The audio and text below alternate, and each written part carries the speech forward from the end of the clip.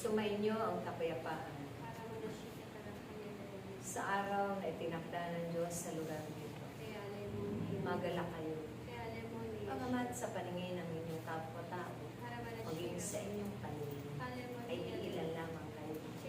Subalit narito ang Diyos kasama niyo. Sa pamamagitan ng aking mga mahalagang bunga, kayong lahat ay makakaakay ng dadalo sa pagtitipo.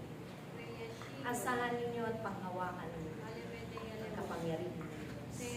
Dahil walang imposible sa kanyang lalaon, lalaon, daraan ang mga araw at panahon. Hindi magtatagal, sila man ay paririto.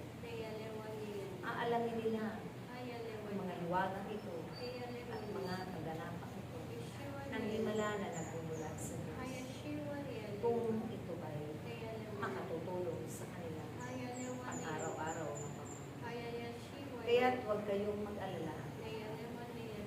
Huwag kayong malulungkot. Mawawala ng pag-asa. Pagpatuloy naman ninyo ay pagkakaisa. Ang inyong mga pagganap sa inyong mga tungkulin. Ang inyong mga pagsunod. At tunay na mag-iimala ang Diyos sa lugar nito. Maraming hindi pa nabubuksan ang kanilang pangunawa, pananampalataya, maging ang kanilang mga puso at kaloob.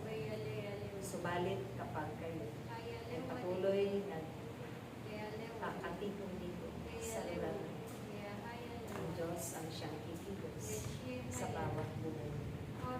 Maraming salamat aking mga anak na minamahal. Magkaisa kayo, magkatulungan kayo, at magtunawaan, maggalangan, at limanap ng buong pag-ibig, buong kababaan.